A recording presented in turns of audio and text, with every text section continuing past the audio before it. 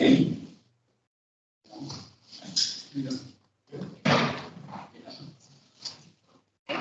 started. All right. Welcome to the November 8th meeting of the Issaquah Environmental Board. I'm Jamie Finch, and I'll be your chair tonight. Due to the hybrid nature of this meeting, we will have some members attending in person and others by computer or phone.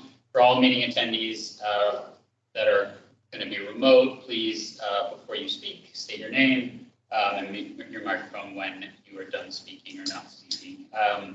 The people that are in person, please, as we always do, look at your cards on the side if you want to speak. Those online, raise your hand and we'll get to you, or if we don't, just speak up and butt your way in. And then on certain topics, I don't know that we'll have any today, probably not, but certain topics we may decide to have summarize our agreement at the end of a topic. Note if there's any dissent. I think with that, Stacy, if you could take us through attendance. Great. Tom Anderson, Nancy Davidson is on her way. Jamie Finch. Here. Taj Kapandi. Here. Joy Lewis. Here. Ashwin Kanan. Here. Ashwin Manoharan. Don McWilliams. Here. Ann Newcomb. Here. Janet Wall. Here. Dixie Bear has an excused absence. And Alex Lee Tigner. Here. Great. Thank you, Stacy. Next on the agenda, we have the minutes from the October 11th meeting. If there are any comments on those minutes? Tom? Thanks. And Tommy Anderson. You're over here. All right, Tom, any comments on the October 11th minutes? They look good to me. Okay. Well, then the minutes are approved as presented. Next up, we will have public comment. And I think we may have at least one speaker. So for everyone that is in person, or sorry, anyone that is remote, please raise your virtual hand at this point if you'd like to speak. And then in general, please keep any comments to about 5 minutes if possible. So yeah, I think we'll open it now for public comment.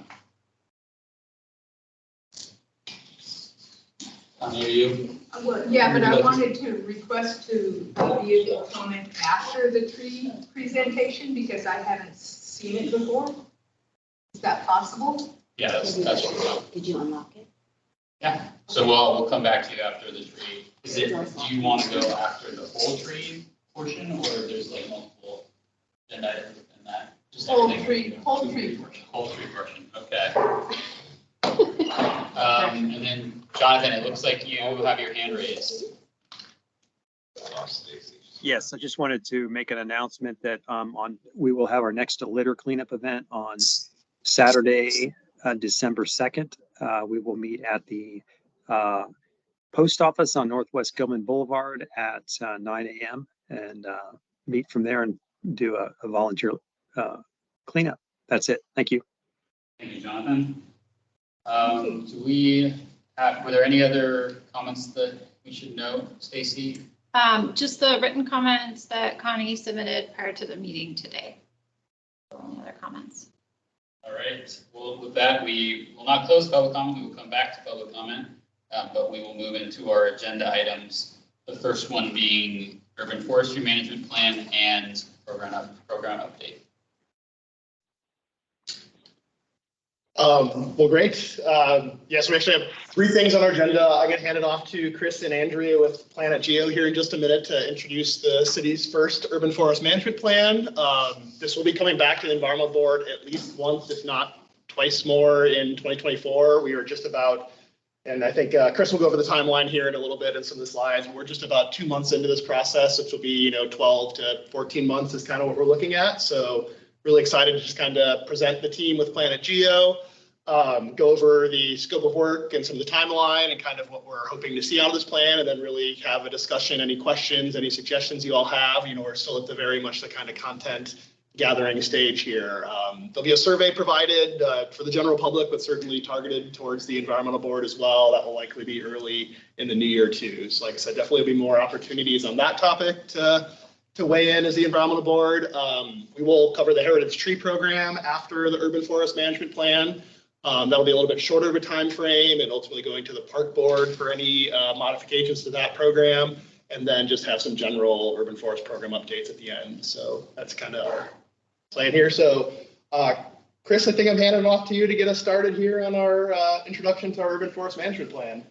All right, yeah, that sounds good. Thanks, Dan. Chris Pfeiffer here with Planet Geo, and we can move to the title slide for our presentation. And I just wanted to first start off with this overview of the presentation this evening. And on an upcoming slide, I'll cover some of the background and then get into our general approach for the urban forest management plan. And then what we'd like to do is summarize by milestone what this project looks like over the next 12 to 14 months and some of those key planning tasks that we want to highlight and where there are opportunities for engagement.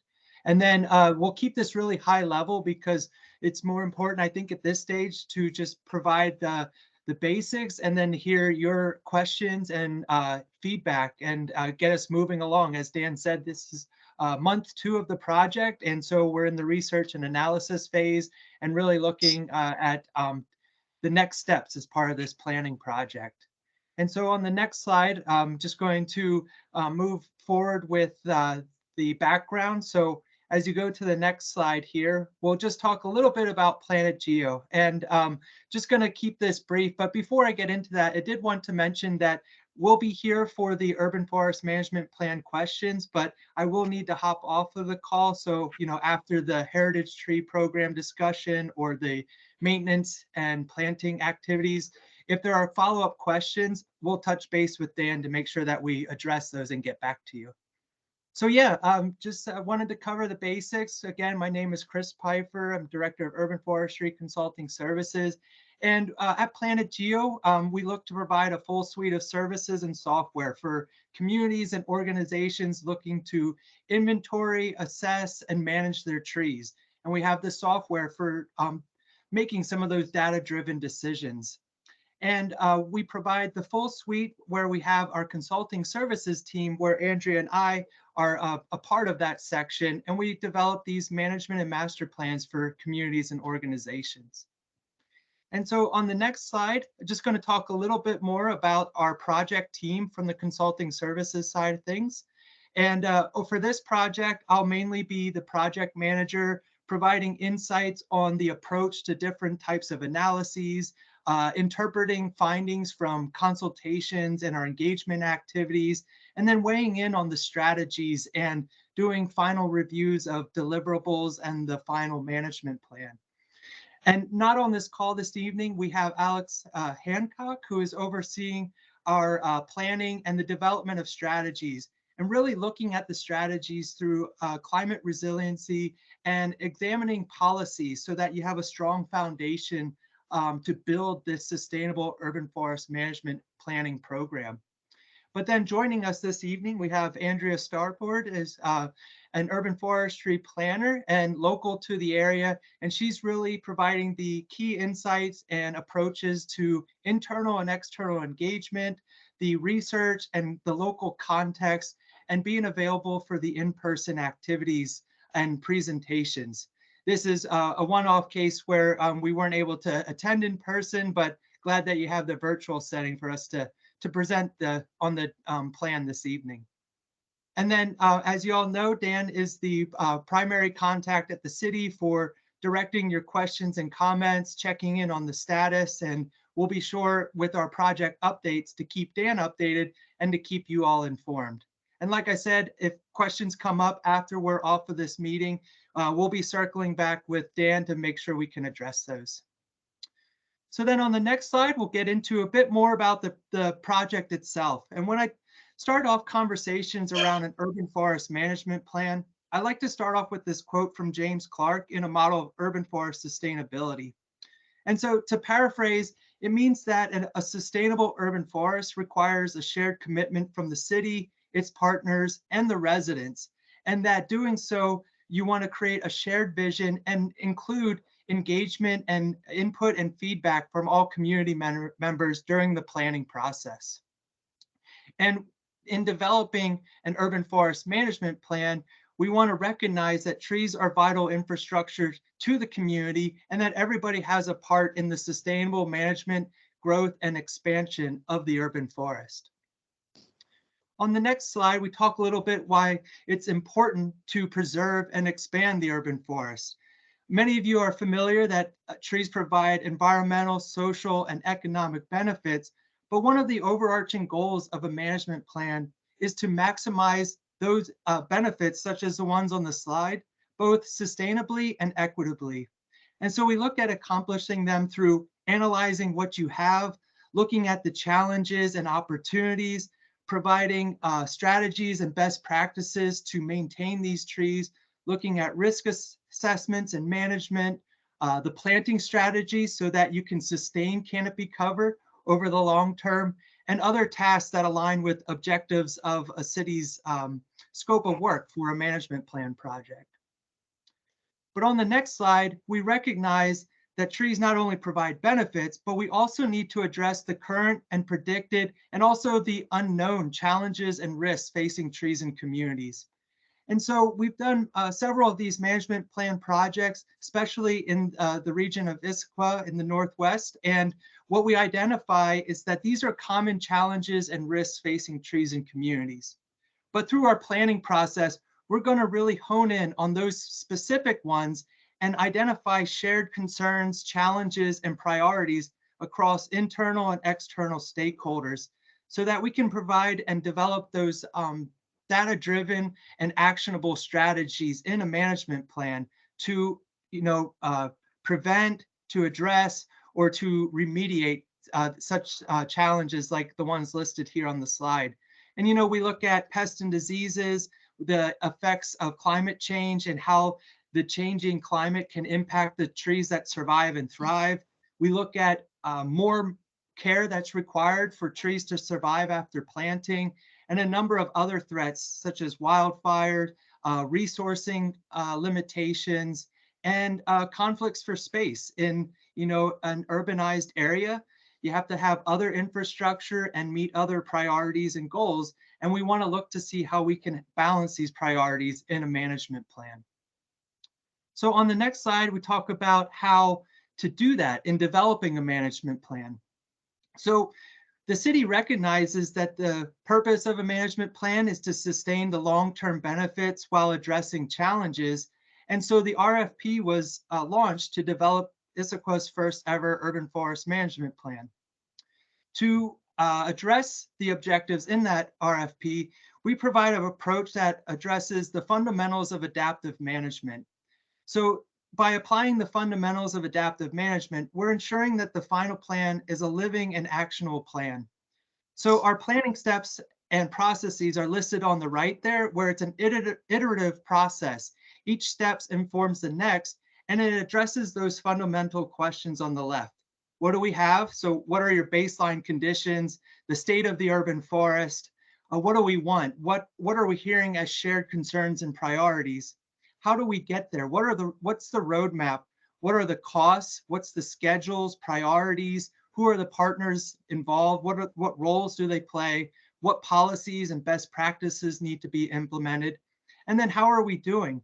What are we measuring and monitoring so that we're adapting in an ever-changing environment, looking at the strategies that are working well now, but as resources and the urban forest changes, how do you continually monitor and make this a living management plan? And so on the next slide, I talk a little bit more about the specific scope of work for Issaquah's management plan. And so the scope of work was organized into these 5 primary tasks, beginning with project management, which is carried on throughout the entire 12 to 14 months. And we end with the plan itself, presentations, and final delivery training. The table on the right is not intended to be read, but it's just to illustrate there are many steps in this process, but each task has its own subtasks or steps. And we look to go through this process in a continuous feedback loop. So as we draft deliverables, sharing with the project team, having an opportunity to review, discussing with boards such as this one, revising as needed, and moving on to the next step. So that way we're working together for this end product and a successful plan. And so that's really just a high-level overview. And now I just want to talk at a high level on the timeline and milestones. So when we look at it, when we simplify it into these milestones by quarter here in 2023 and 2024, we see that those 5 tasks and the series of subtasks or steps are detailed by these milestones, and they're also listed in this living work plan that we're drafting as a project management tool. So in the bottom left, we have a key for what these milestones entail, what type of milestone they are. And so the yellow, or the first one in the key at the bottom, is project management, followed by assessments, engagement, whether it be internal or external, and then planning tasks, where we're applying those other items into developing strategies and the plan itself. So when we look at 2023 for the remainder here, we'll be completing our analyses of tree data, internal stakeholder surveys and consultations, the external public engagement plan, and then presentations such as the one we're holding this evening. And then we'll be beginning to apply our findings to draft strategies, because, you know, really that's the heart of the plan, is how we're going to accomplish the vision and goals. And so we want to draft these early with input and with data that we gather, and then share this for review and refinement as we work through the plan itself. So then when we get into 2024, you know, just at a high level, we'll begin our benchmarking of existing conditions. We'll be completing the rest of our tree analyses, looking at the bottom up with inventory related data that's available. And then the top-down approach, looking at tree canopy cover across the city and identifying trends, opportunities, and going back to those risks or challenges facing the urban forest. So then we'll also continue with our external engagement. Again, those are the milestones in the green color. And then in the first quarter of 2024, we'll have an outline of the draft for input and review, and also the first draft of the plan. Now, of course, there's more engagement that will be done in quarter 2 of 2024. So that's where we look to refine our strategies, have stakeholders weigh in on the goals, the drafts that we're putting together, and then finalize it through a strategy workshop and a second draft with a public comment period. So that will take us to quarter 3, and we'll be looking at, you know, the July, August timeframe, where we'll be doing additional commission and board meetings about the drafts and what we're hearing from stakeholders, and then finalizing with input our key performance indicators, or our KPIs, which will lead to the final urban forest management plan. So when you categorize it into those milestones, it simplifies the process, but it's going to be an extensive period of research and analysis, examining tree data, trends, gathering input and feedback from internal stakeholders and from the community, and then applying that to our benchmarking and our comprehensive urban forest auditing exercises, which then lead to the KPIs and the draft plan. So we just wanted to summarize at a high level our milestones, and then going back earlier in the presentation, covering a bit on the purpose, the approach, you know, applying the fundamentals of adaptive management, and then keeping in mind maximizing the benefits of trees sustainably while addressing the known and unknown challenges and threats facing trees in Issaquah. And so that concludes the presentation. If you go to the next slide, like I said, we wanted to keep it high level and be available for any questions or comments you have around the project, Issaquah's urban forest, or just our approach in general. And just want to thank you all for your time, and looking forward to your questions and comments. Thank you. Thank you, Chris. Any questions from board members? Don, go ahead. Is your urban forestry management plan include your street trees? Yes. Okay, so that's 2 in 1. Yes. I have a related question. Is the scope every tree, like, do we consider every tree in Issaquah urban forest, or is there certain bounds to that. Is this going to be about like the full 12 square miles of Issaquah trees? Is that right? Yes, I mean, it's going to be another tree canopy assessment. We're actually including a riparian assessment this time too. So I mean, that's looking comprehensively. I mean, a lot of the strategies will be, and Chris and Andrea jump in here if you have more to add. A lot of strategies obviously will be where we have, the actual, kind of management responsibilities, which will be more targeted to our, street trees, right-of-ways, built environments, and natural areas, but obviously the kind of policy review, the kind of implementation of that has big impacts on what goes on private property too. So that is part of it, but those are things we can kind of recommend on, but can't maybe as directly impact right away at least. Yeah, Chris or Andrea, anything you want to add there? Yeah, well said. This is focused on public trees, those that the city has authority over, and ways in which you can maintain and expand tree canopy cover, but also we're looking at the entire urban forest. And when we talk urban forest, it does include, the trees in rural areas or critical and, vital areas such as wetlands and woodlots and like Dan said, riparian areas. We're doing a canopy assessment, but also like Dan said, when it relates to trees on private property, oftentimes with these types of plans, those are addressed through existing policies and regulations around development and redevelopment. And we look at maybe making recommendations for where there might be inconsistencies or gaps or things are unclear or antiquated language. But then really a strong piece of this is the community education and engagement part of it, really having the right messaging and the right opportunities for folks to see how, coming into the community, not just saying trees benefit you, but hearing from the community first and then saying, well, this is how trees fit into this puzzle or how trees can address these challenges. And then, building that shared commitment, because what we often find that a lot of the canopy cover, this urban forest, is on private property. So education and policy and regulation come in hand with the private trees. Thank you. Nancy, go ahead. So I have several questions if I have that opportunity. First off, so I've never seen one of these plans before. So do you assess the age of the trees and potential lifespans of them so that we're also looking at replacement of them because they will over time not continue to thrive and function like they should?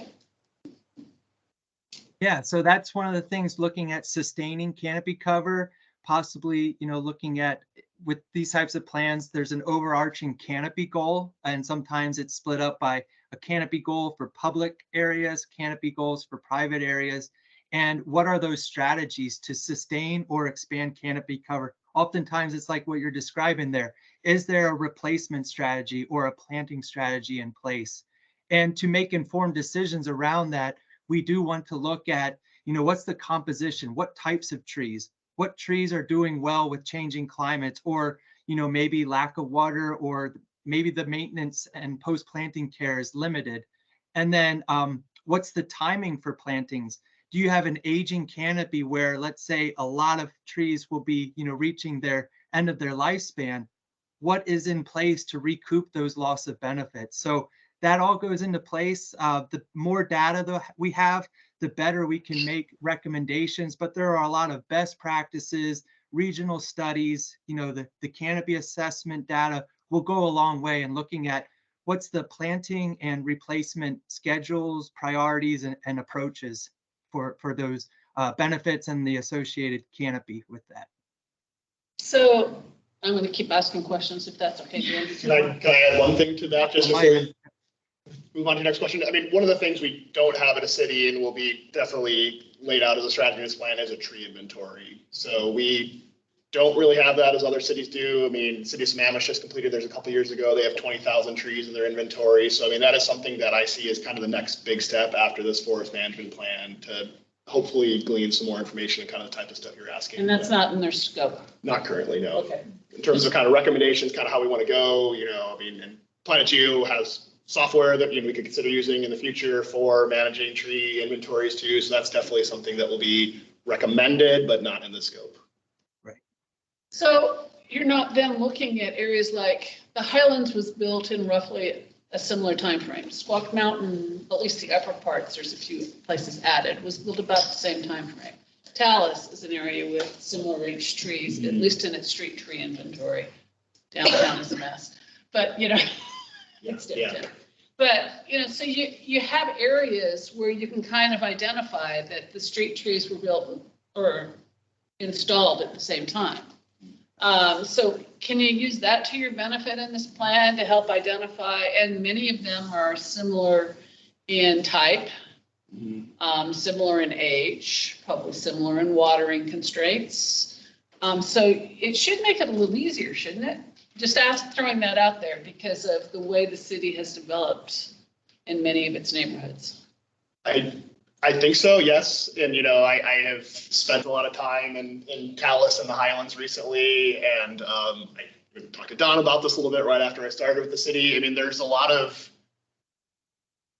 inadequate infrastructure that went in for trees in the first place. So it's not necessarily the age of those trees. I mean, a lot of those trees you're speaking of are 20 to 30 years old and hopefully would live for twice as long, if not more than that. So we're not necessarily at replacement stage for those, but then we are dealing with issues where we have trees, you know, planted in 6 to 8 inches of topsoil and then glacial till, and they're now outgrowing 3 to 5 foot planting strips. And so that's kind of getting into how we can best balance that, how we can best, you know, maybe justify putting in more investments to improve some of those areas instead of just having shorter tree replacement intervals, I think, because of the inadequate, you know, essentially infrastructure we have in a lot of those kind of more forested hillsides. So, but yeah, I think that's a really good point, though, is we do know the age of those trees are pretty consistent with when the development went in, and, you know, it's blocks of the same species, and we're seeing the ones that are causing the issues, ones that are having some decline, and ones that are kind of thriving too. So I think that's something we can hopefully incorporate, but I'd be curious, Chris or Andrew, if you have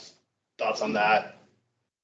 Sure, yeah, and I like the idea. And we have applied that approach before with parcel level data, looking at the age of a home, looking at the subdivision or the intended land use so that we can get an estimate of, like you said, the relative age of the trees, because when those properties were put in place, there were likely tree plantings. And part of my role with this project is looking at, you know, yes, there is a missing piece with not having a public tree inventory, but we're going to outline our approach to how we can make general assessments or analyses with the information we do have at hand. And so that's likely an input that we can use. And one thing I heard about, like, maybe improving a site, putting investments into, you know, the soil and the available space for the trees to grow. I think that's key, because oftentimes you hear folks say about planting trees, but less on growing trees. And so that's something that we want to really emphasize with this plan. And then also, you know, keeping in mind that this is the first management plan, and we'll be building in a framework where you review, monitor, and revise, and then take the next step maybe for the next 5 years. And so, yeah, you may not have an inventory for the starting point, but this can get things off the ground, looking at funding mechanisms so that you can do inventories, and then that can feed into the adaptive management approach. So yeah, lots to determine in terms of our approach, but like I said, we're getting into the research and analysis phase. So those types of decisions will be happening soon. So I'm glad to hear the input there on looking at, like, age of the property or types of neighborhoods. I just have one last comment. Many of the trees in the city have created trip hazards, which create a liability to the city. And so the root zones and looking at those are something that I'm hoping is one of the criteria or something to be considered, because tearing up sidewalks or tearing up streets to deal with roots is not necessarily fun, and a huge cost to the public works side of it. And then it also damages the trees. So we need to be thinking about, you know, trip hazards that are created by roots and making sure we're addressing those. That's all my comments for now. Thank you. Thank you, Nancy. We'll go to Tom and then over to Joy. Okay, thank you. So I know this plan is a very applied plan to apply to the trees of Issaquah, but I'm wondering whether the city is contemplating, you know, further advancement of the science and participating in research programs like the Western Red Cedar Dieback program. Does the city see that as part of their mission at all, or is that something that would be included in the budget of your department, Dan, or is that something that's too afield? Yeah. Far afield? I think absolutely, and that's something that, I mean, thanks to Ann, I've been connected with Joey and Forest Health Watch on some of the cedar dieback, and maybe I'll hand it to Andrea here in a second, who's definitely familiar with that program as well. So very much, and kind of Chris talked about thinking about the, you know, kind of changing conditions we have, you know, from our changing climate and kind of what that means for best practices, and, you know, trying to learn why we're seeing these declines of certain species like red cedar. You know, I'm also part of a forest adaptation network where they're really looking at kind of the assisted migration approaches or the assisted genetic migration. And that's something that Andrea can touch on too. And we'll be kind of considering this plan. So yeah, certainly trying to stay up, you know, with the curve there in terms of what those kind of new developing approaches are for managing trees and what is kind of a moving target climate wise. Andrea, anything you want to add there? Yeah, I apologize. My voice is a little froggy right now. I'm getting over being sick.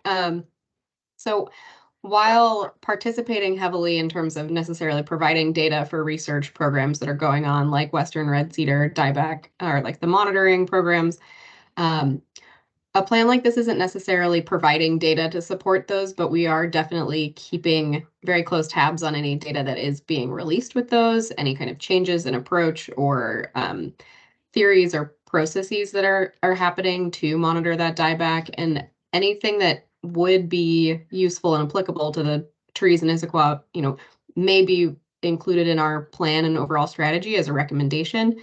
Part of our recommendations also include ongoing community engagement. You know, as Chris kind of pointed out at the beginning of our presentation, having the community buy-in in managing and sustaining our urban forests is really important. So identifying ways that we can continue kind of working together on these projects, and those research projects are a really important piece, is a big part of ongoing sustainable urban forest management. And like Dan mentioned, one piece that we discussed fairly recently is when we're making recommendations for tree species that might be more suitable given what we expect the climate to look like in 5, 10, 15, 30, 60 years. One of the things we've been exploring and following pretty closely is assisted migration. So when we're looking at, you know, we are experiencing that Western Red Cedar die-off, is it an effective strategy to use seed banks from further south in drier, hotter parts of the natural Western Red Cedar range and kind of assisting moving that up instead of recommending species that are completely either foreign or maybe haven't thrived here before, supporting kind of the natural and cultural recognition of the trees that are already here, and how we can kind of sustain those moving forward. Okay, thank you. Thanks, Tom. Over to Joy. Thank you. I was hoping to get a little more information, a brief summary of kind of about the tree plotter tech that you guys use. I'm assuming you use LiDAR, and kind of curious to get a little background on how we're getting the data that we're going to be basing everything on and kind of how we're doing verification on the ground. Sure. Yeah. So we have a follow-up that we can do on some of the specifics around processes. But with our last presentation, one of the questions that came up was, you know, what is considered a tree in terms of height? And so one thing I wanted to cover is that it's anything 12 feet and above, I believe, is what we gathered from our GIS team on what is classified as a tree.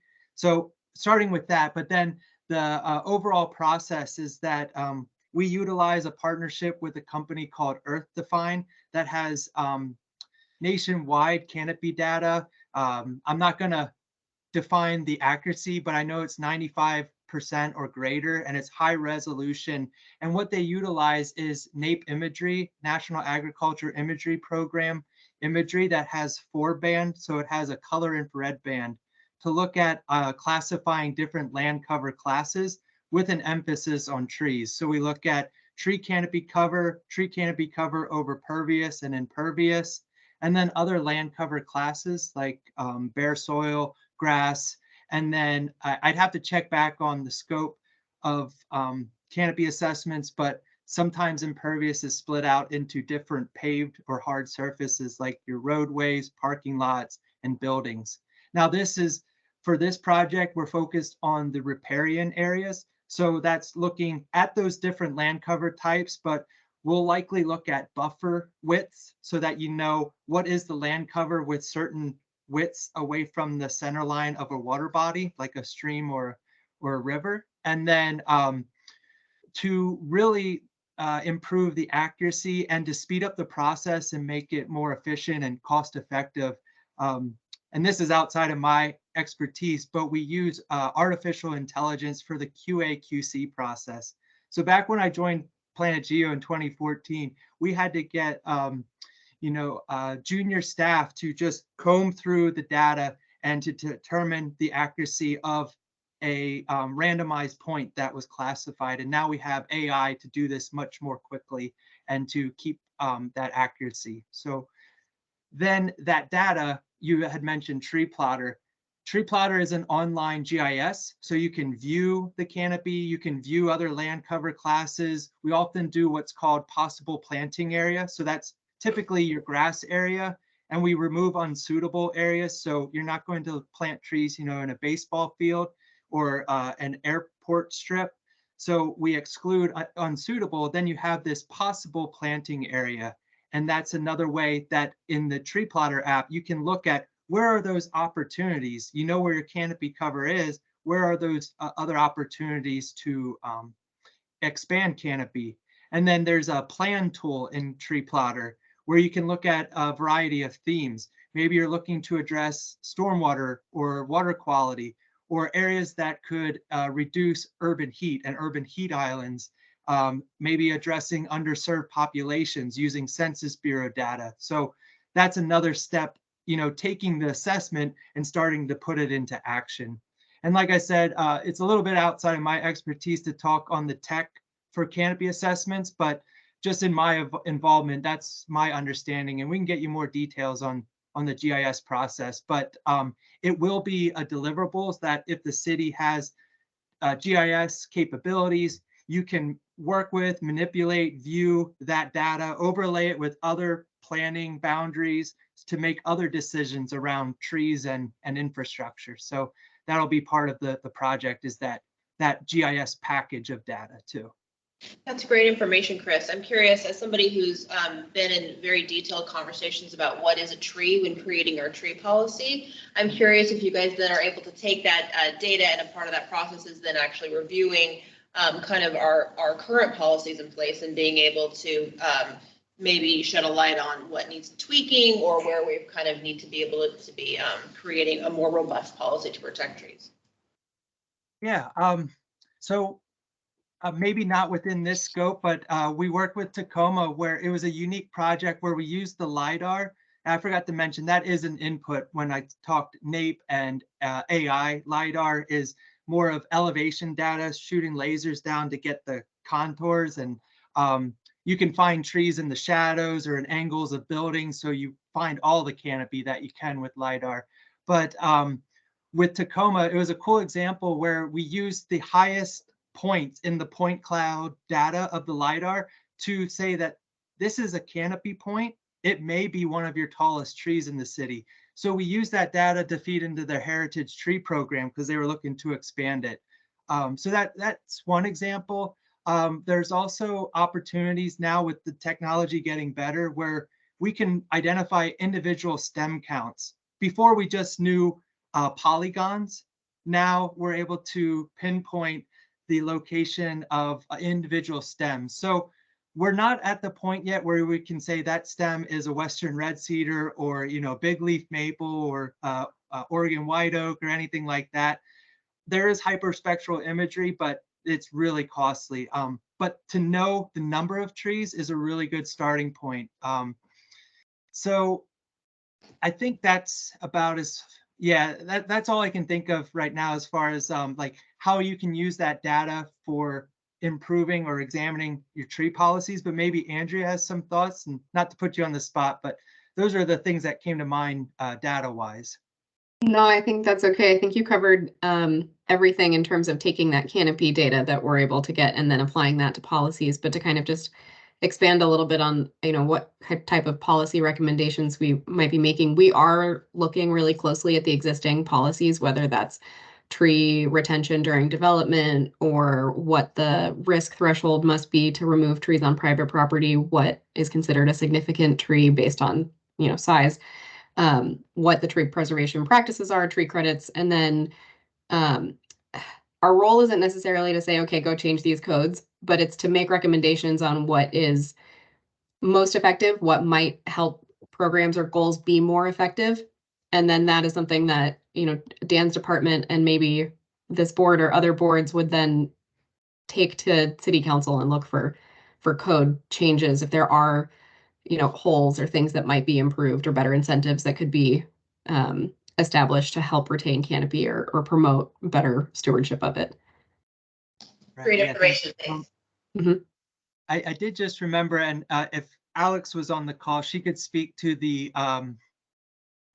canopy planning aspect that we did working with Dan Martinez with Issaquah, using canopy data and using the tree regulation procedures to come up with the canopy forms around preservation, mitigation, retention, replanting.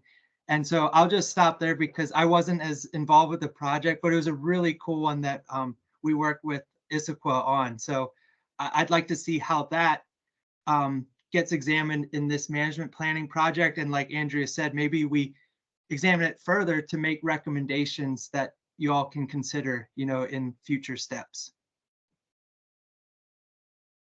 Right. Next, we're over to Prash.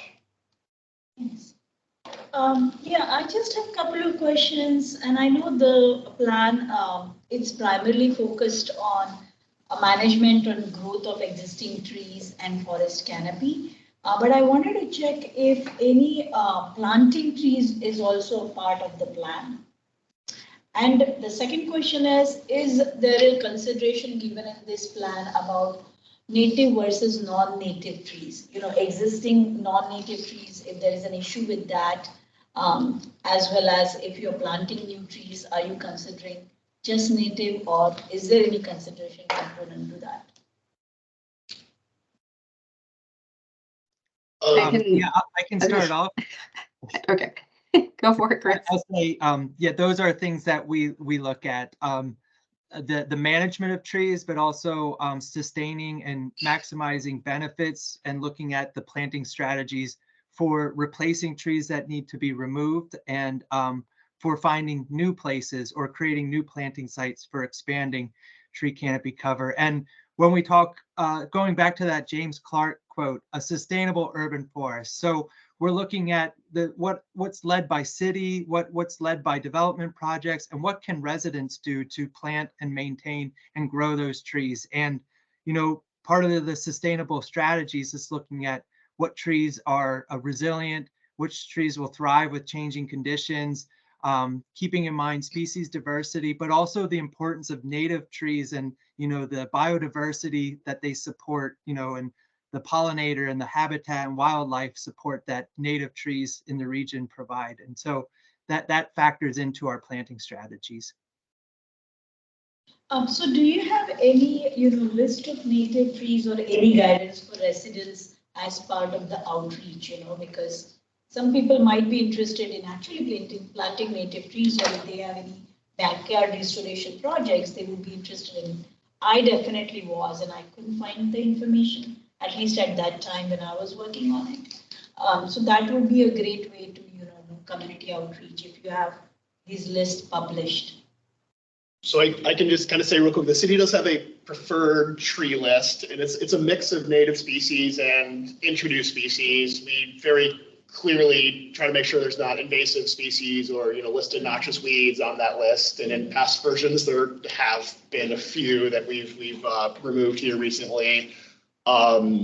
I don't think within the city we have a specific document that's, kind of geared towards, kind of native plant selection. King County does. There's some really good resources through King County, through Washington Native Plant Society. And so there's some really good places that maybe we could do a better job building out kind of an urban forest hub, through our city websites and linking to some of those things. I don't think we'd be kind of inventing our own because, like I said, a lot of those resources do exist. But I think there's definitely room for improvement for us to be making that easier to find through some of our city channels. So yeah, good question though. And I would say a little bit too, the native, non-native in our, kind of natural areas, more contiguous forest areas, riparian areas, we were really prioritizing native species. And that's where Andrea's talking about some of those native species are declining with some of the climate change we're having, but then maybe even looking at, the genetics of those species that vary. Douglas fir has a giant range from Canada to the mountains of Mexico, and the genetics adapt quite specifically to its local climate. So it's a, kind of interesting game to kind of try to pick, what we expect trees conditions to have in 50 years versus what it is right now. But there's a lot of that going on versus, the other kind of more aggressive, species migration would be, the moving up of redwoods or moving up of species that are well out of their native range. And that's something that is certainly being thought about, but definitely there's a lot more hesitation and kind of risk with an approach like that. So. Thank you. And go ahead. Thanks, Jamie.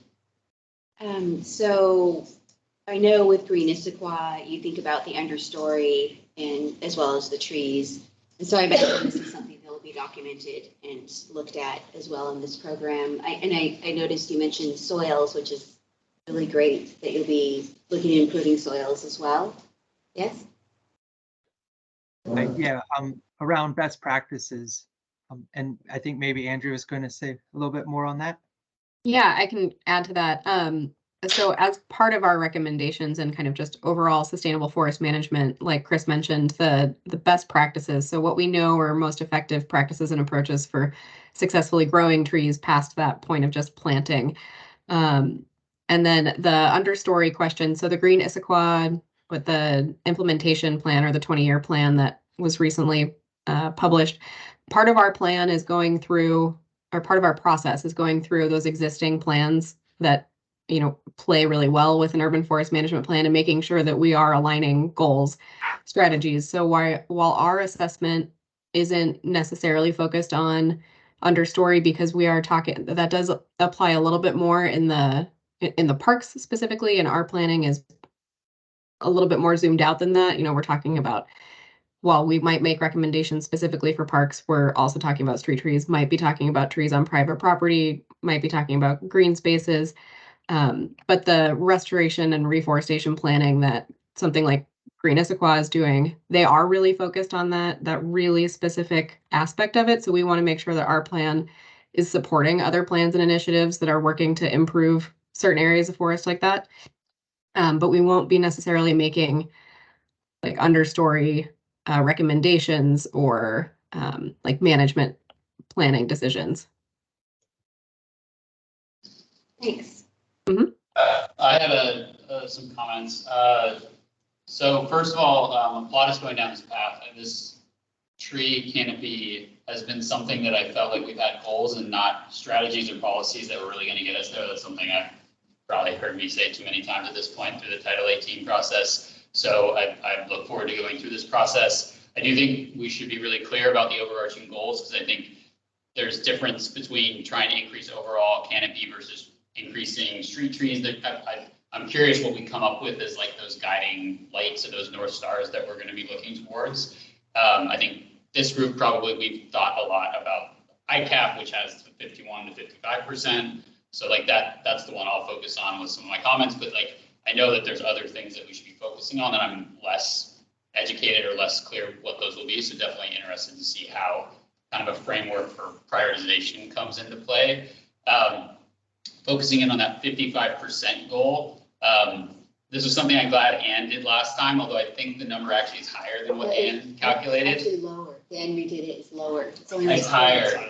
It's basically if you convert like 11.4 square miles into acres and you do 4% of that, it's like 290 roughly acres. And so I think one of the things that I would really love to see is, as part of this plan, us quantifying what we're doing relative to that as our, at least one of our North Stars, and how are we actually going to move the needle relative to that goal. So I would love to see, and this is kind of off of what what Joy was saying, like, I would love to see us start getting more data driven with our decisions on, okay, things like Daniel Martinez and everything we did on Title 18, modeling different percentage canopy in neighborhoods. We know turnover development, how often that happens. We know what we're at today. We know how much that will change based on the kind of the plots that will have redevelopment on them. We can start to understand where do we actually think we're going to be in 2035, I think is the time frame.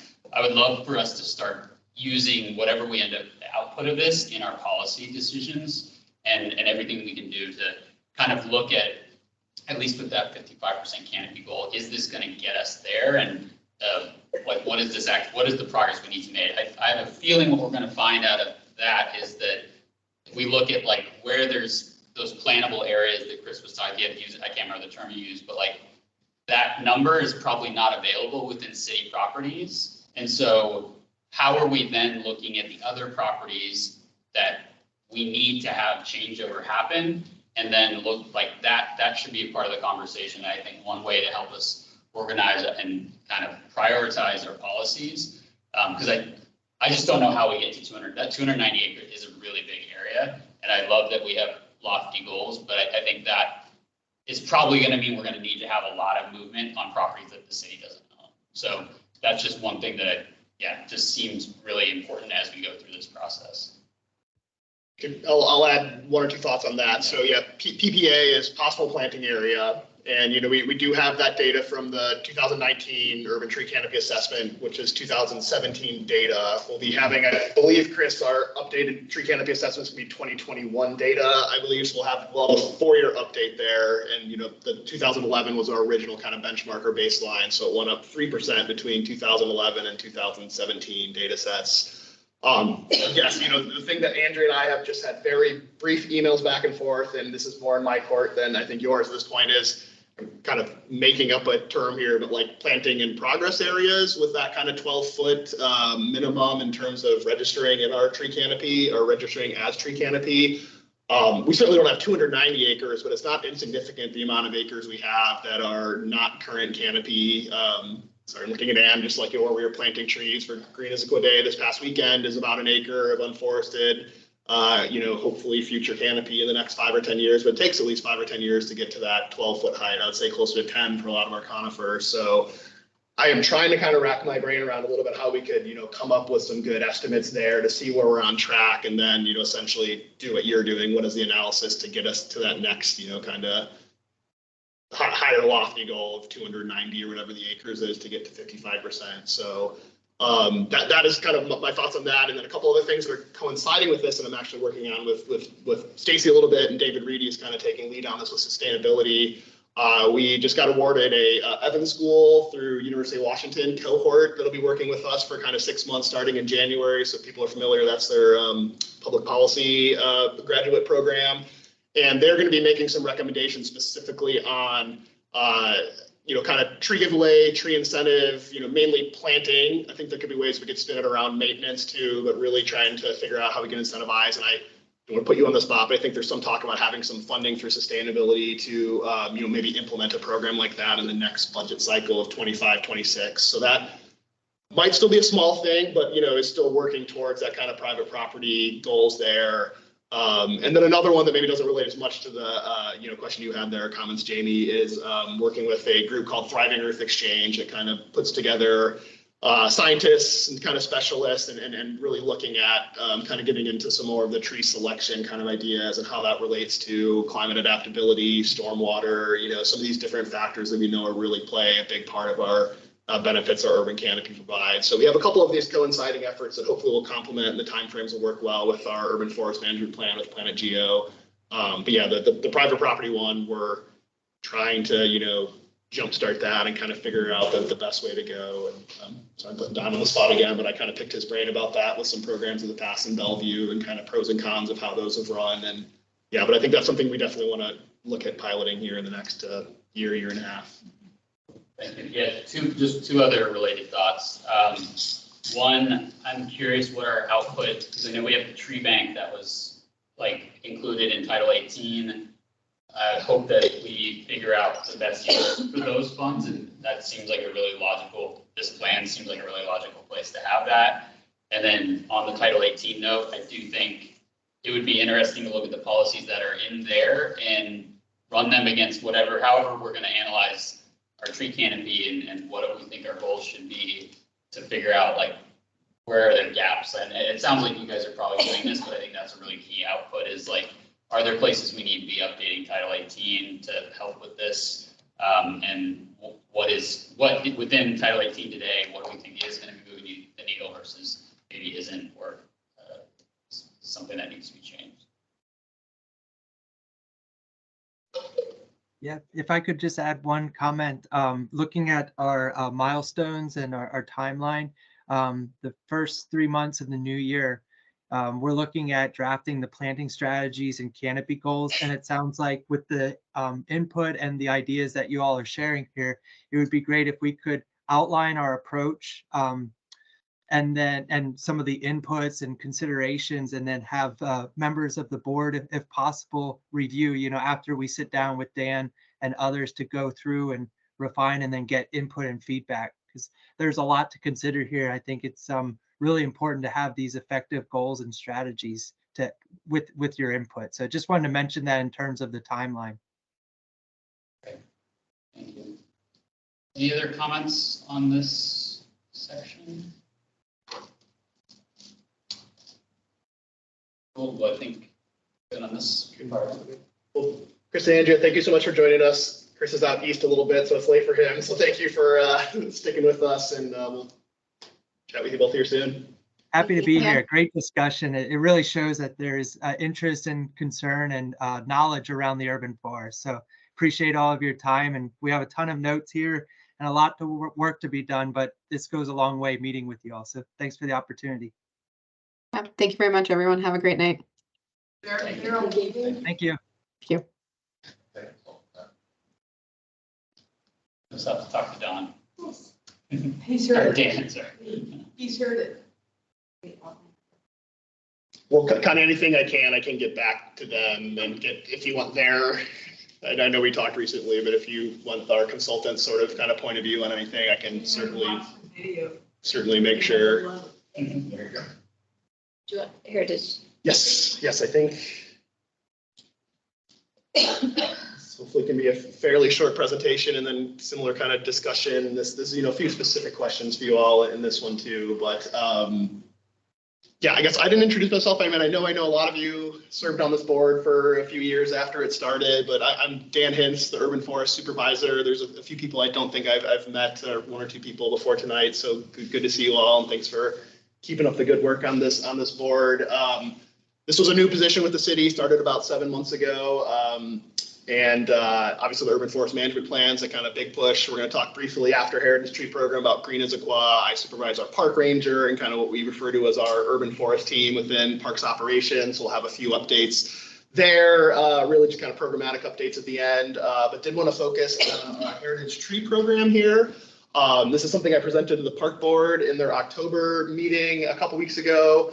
Hopefully people are familiar. We have a heritage tree program. This is something that was started in 2005. And actually, Stacy, if you want to jump to the next slide, thank you. We'll kind of cover that. Perfect.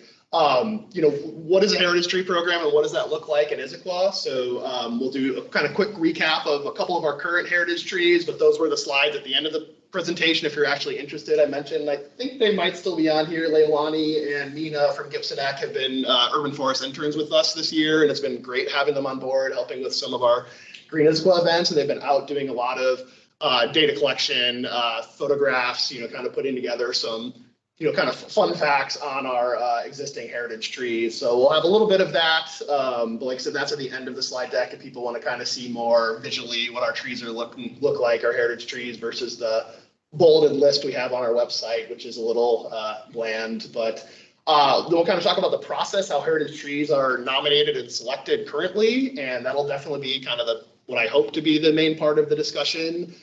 Is how we can kind of update and modify that, and kind of reframe some of the goals of the program and potential modifications. So really looking for feedback from the environmental board. Ultimately, we would be proposing recommendations to change or modify this program and the park board in our city code.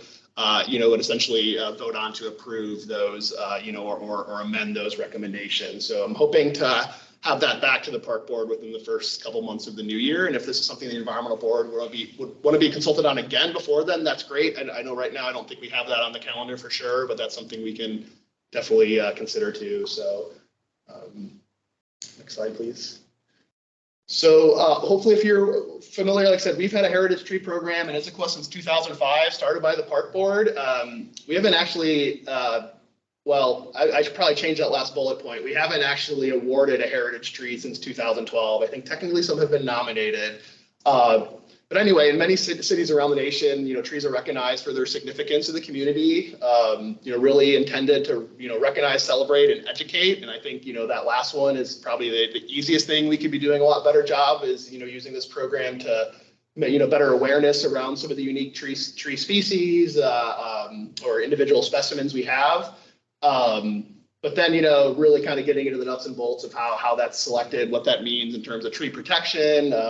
I think the education, the celebration are the things we want to be doing a better job at, but just want to make sure this program is kind of up and running how we, in kind of the most efficient way here. And also, we'll get into some of the details in terms of our current criteria on the next slide here. A couple slides from now. So we currently have 24 recorded heritage trees. A few of them have come down since they were nominated in the last couple decades. So essentially all these were nominated and selected between 2005 and 2012. We have collected more recent information on, the diameter of breast height, try to get photos. I believe this is the sequoia at Gilman Village right here, kind of looking up in the canopy. So the next two slides are just kind of quick examples of the type of trees we have. I think maybe most of you are familiar with the ginkgo tree we have on Front Street next to near Coffee Sutra, kind of the dollar store, a few of those things. I just learned that this was, originally planted by Doc Gibson, the first mayor of Issaquah. So this tree goes back 130 years or so. 3.5 feet plus diameter. It's a female specimen, which if folks don't know about ginkgo trees, they have male and female. Some trees have both sexual organs. These are separate. Ginkgos have either male or female. The female, the fruit is not always the best odor, so they're not planted as much, but I'm not sure we knew that back when this tree was planted. But it's a really, really beautiful tree, and this was actually the first heritage tree nominated and selected in 2005. And then the next one I think most of you will be aware of too is our big tree, Ruth Key's big tree on Tradition Plateau, thought to be the biggest tree in Issaquah. Or at least in within city limits. That sign, which is a little outdated too, I think measures the diameter at 7.8 feet, so that's definitely grown since that sign's gone up. It's closer to 8.5 feet now. Estimated to be over 500 years old, and named after local environmentalist Ruth Keyes in the early 2000s. So, like I said, we have a bunch more slides like this at the end of the presentation if you're interested to see, but just kind of giving you a little snapshot of a couple of our heritage trees within the city as currently in our program. So I shared this in the agenda packet. Essentially there's a little 2-page PDF that was created at the start of this program that I don't think's really been updated. And it has, the name of the property owner, person nominating is different from the property owner. We do require a signature from that property owner. I think one of the big questions is, my understanding in the past, and some of you that have been around the city a little bit longer, Alan Haywood was a city arborist for quite some time. And I think he nominated the bulk of these trees. The park board essentially recommends them for approval, and then they get officially included in the program by a proclamation by the mayor. So I think there are some questions who that responsibility should fall on for public lands, and then some questions about what that means for tree protection and some of the limitations on private land. Whether we're incentivizing or maybe de-incentivizing people from wanting to participate in this program with some of the kind of the added protections that heritage trees bring, and I'll talk about that here in just a second. So you can kind of see the steps. Fills out the sheet, kind of the left. We've had this on a fixed schedule of September 1st. I've heard feedback from the park board that they would prefer to have this more rolling and definitely more lead time. It sounds like in the past, often the trees were presented maybe weeks before and really didn't, maybe have enough time or kind of information on those trees, and was kind of just pushed through a little quickly. But then it is reviewed and acted upon by the city park board, and then if approved, Property owner will be acknowledged in a mayoral proclamation at a city council meeting. So the next slide gets into, this is kind of the back page of that 2-page pamphlet. The categories we have are size or age, which is pretty standard in heritage tree programs. Douglas fir would be a good example of that. We have what we think is the biggest Sitka spruce in the valley in our heritage tree program, which is kind of over by Sycamore neighborhood. We have historic significance, and we'll talk about this in a couple slides. I think a glaring omission here, and once again, this is in hindsight, but this was put together 20 years ago, is no really acknowledgement of tribal traditions or culture in historic. We think that would be something we would add here instead of creating another category, but that's something that if people have opinions on, would be curious to hear. But this is really looking at notable because of association with early settlers or historic event. So we'll talk a little bit about culturally modified trees in a couple slides. And then ecological value. I mean, I have a little harder time pinpointing any of our existing trees that fit this category, but looking at notable trees provide special ecological benefit not commonly seen in the area. So we kind of talk about how you can nominate it. This is another thing. We have a limit of, you can nominate as many as you want in a year, but only 3 can be selected. Other cities have groves or collections of trees. So that's something I think to kind of weigh and consider if we want to acknowledge, it may not be an individual, but as a collection, they might have, some either historical significance or just kind of, certain aesthetics or ecological function. One that certainly comes to my mind is the clone redwoods that we planted at Park Point, if people are familiar with that. We have about 10 clones of some of the larger coastal redwoods. That was part of I forget the name of the nonprofit that did that project 7 or 8 years ago. But to me, that would be a really great addition, but we would have to do that over 3 years with our current protocols of only selecting up to 3 a year. A little bit talk about the deadline. I mean, this is a mail-in form, so obviously a really simple thing is we need to make this a online form and something that's a little bit more accessible, hopefully a little bit more engaging with the current information we have. Then it kind of just talks about, being identified in a registry, which we pretty much have a website. We would like to be this mapped public facing. We'd like to create some guided or, self-guided tours. Our interns are really excited about doing maybe some videos, especially in the spring as some of these trees are kind of leafing out or flowering.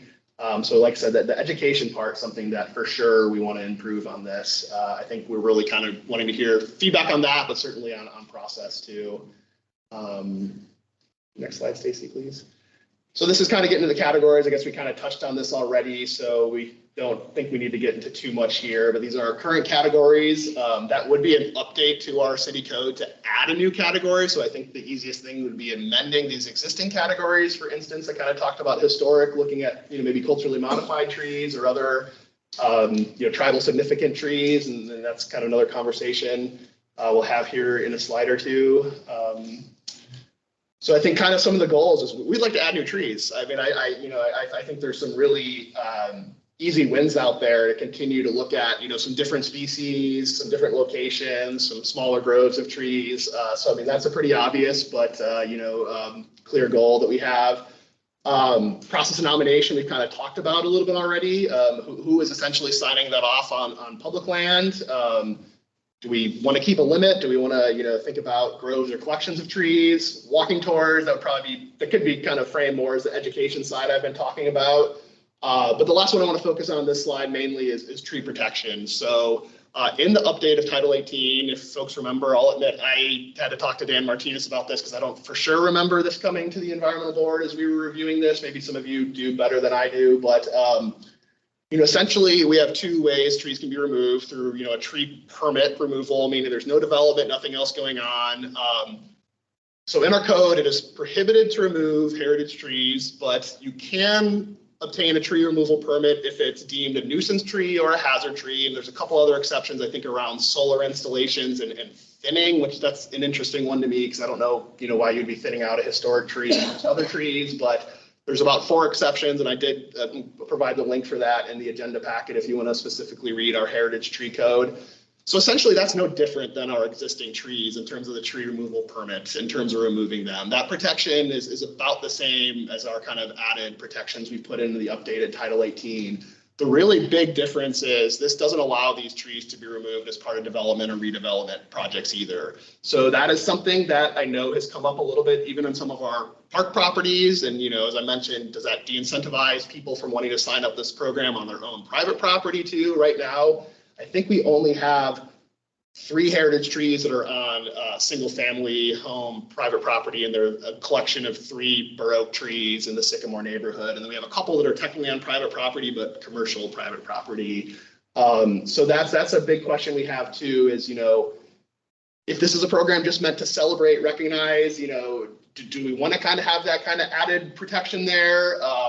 This was something that, like I said, I think there was feedback, you know, from the community that they wanted to see a little bit more of this protection for heritage trees, but I'll admit the park board didn't seem as confident wanting to be the ones ultimately making those decisions or recommendations. And I think that's where it maybe needs to some extent filter for me, our park planning manager, possibly our parks director. So, I mean, I think those are the things we're figuring out, but are certainly open to, you know, kind of feedback or thoughts there. So just to make it really clear, yes, it is the biggest difference on development projects. You can remove significant trees, landmark trees, and that's where we were kind of talking about some of our tree canopy retention or replacement goals that we need to meet, but that would not apply for heritage trees. Something that came up, and I didn't have this answer for sure with the park board, so I need to get back to them, but that is not deeded into a property. There's nothing in our code that allows that. So if someone moves or sells that property, that's kind of something too, is that still a heritage tree, but then doesn't have that develop, you know, that's something we need to sort out too. But there's nothing that, you know, essentially makes that in the deed when you would sell your home that has a heritage tree. Essentially, we'd probably be needing to ask that new property owner to sign off on that, you know, continuing on their property. So we have none where that's the case so far. Like I said, those 3 bur oak trees is still the same family that's been living there since I think 2010 when they were nominated. And then same with the commercial properties, Gilman Village and Front Street where the ginkgo tree is. So I think the last slide we have is kind of culturally modified trees. I'm sure there'll be questions or comments on that last one. Okay, so sorry, a couple grove nomination. You know, should we be considering groves or collections of trees? The middle one I think is pretty obvious, but we need to do some website updates. We need to make this more engaging, pictures, fun facts, you know, maps of heritage trees that are publicly available. Possibly little signs or plaques that people could then, you know, whether it's a QR code, connect back to our website. So like I said, I think those are the kind of easy pickings, and it's really kind of the nomination and selection process that we need to make sure we feel good about before we jumpstart this program again.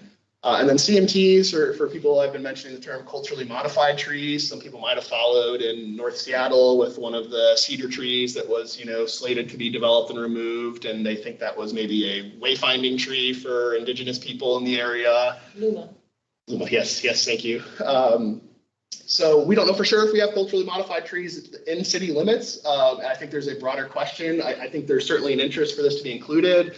I've been on a couple meetings with the Snoqualmie tribe staff on, they actually have a grant to train municipal foresters like myself on the identification of, or at least learning how to, you know, figure out what might possibly be a culturally modified tree and then work with the tribes to kind of confirm and document that. I think that's a tricky one because I think just assuming there'll be kind of consensus that we want to add something like that to our program. But then what does that mean in terms of publicizing it? What does that mean in terms of documenting that to the public? Because that might be something we really just want to follow the tribe's lead on what sort of information they want out there on these trees. So that's a tricky one too, because if it's a program that's meant to celebrate, recognize, you know, does this fit? You know, are we doing this to have that, you know, maybe add a layer of protection?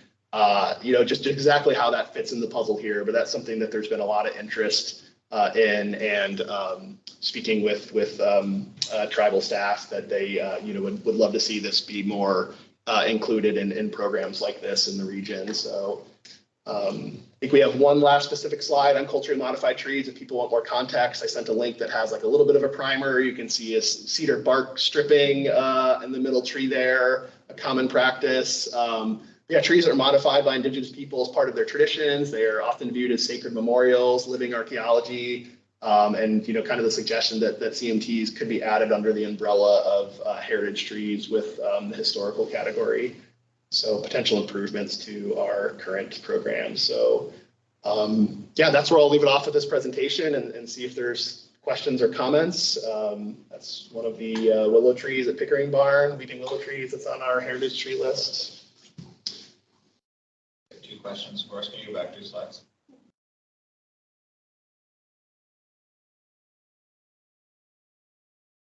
Nomination categories?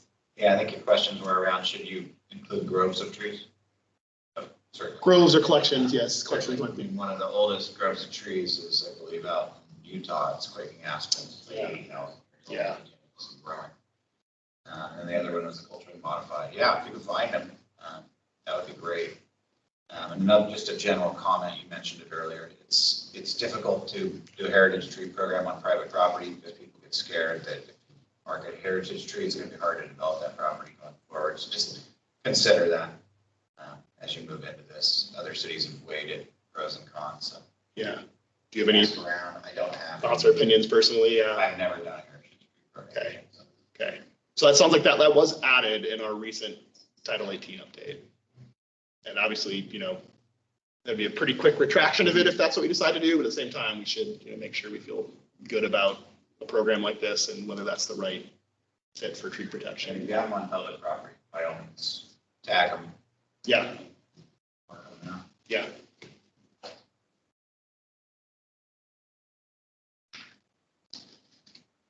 One of the things that I struggle with a little bit is understand, like, do we have a mission statement for the Heritage Tree Program? Like, why does the Heritage Tree Program exist? And I think we kind of have, I guess it's that 3, what is it, the recognize, educate, is that? Yeah, so I put that in there, yeah, recognize, celebrate, educate. Yeah, I think if you look at our website, the mission statement is essentially to celebrate the unique trees, significant or unique, no, not significant. I think, you know, there's something on there that's, you know, something about you essentially celebrating the unique trees in our community.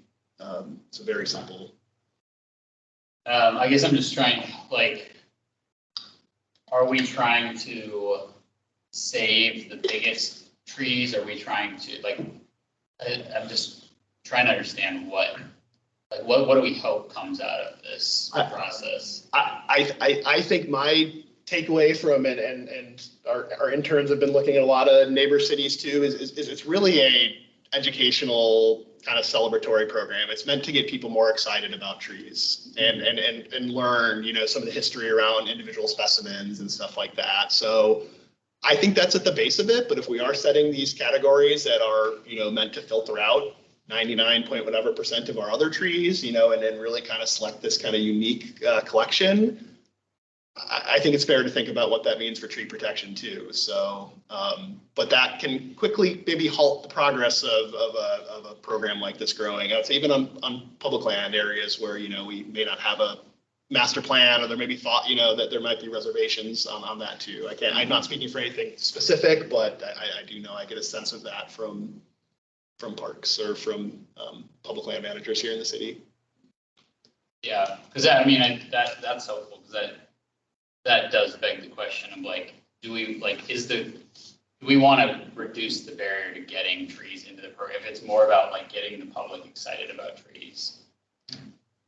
We have 24 now, we probably need more. And obviously the education side is important, like making it easier to find them, but, like,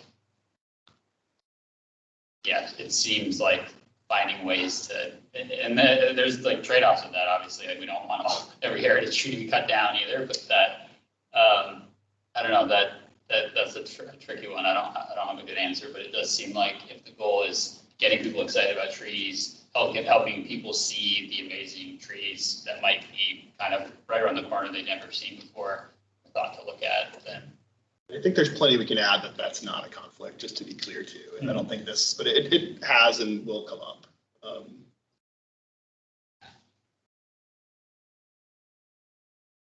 Organize a tree tour. Oh, Raj, go ahead. Please go ahead. Oh. So I had a question associated kind of with what JB was asking. So I'm curious to know, and I can see private property owner will have hesitation, you know, nominating a heritage tree on their property, primarily because, and I'm unaware of this, so I wanted to know what will be the responsibilities, you know, put on the owner if they have a heritage tree on their property. Besides just not cutting it down, are there any other responsibilities they have where they have to maintain and make sure, the tree is safe and thriving and because, I think that puts a little bit of responsibility on the property owners and that's where I can see the hesitation would come in. Yeah, there's no real clear responsibilities. I mean, that came up in a conversation with the park board is certainly trees that are being nominated having some sort of a assessment, because we don't want to nominate a tree that looks like it might fail in 5 or 10 years, and we have to go through a tricky removal process or something like that. So I think there could be an argument made for our existing trees, essentially having some assessments, to see if there are kind of maintenance approaches to extend the longevity or health of those trees. But right now, no, there's really no added requirements to be doing any sort of maintenance activities. It's just, like I said, it's really just the removal considerations. And you can still remove one on a private property, but you would have to have a ISA certified or certified arborist to, declare that that's a hazard tree, it's posing an imminent threat to, people or property, or a nuisance tree, it's just grown so big that's just entirely busting up utilities or something like that. So, those do exist.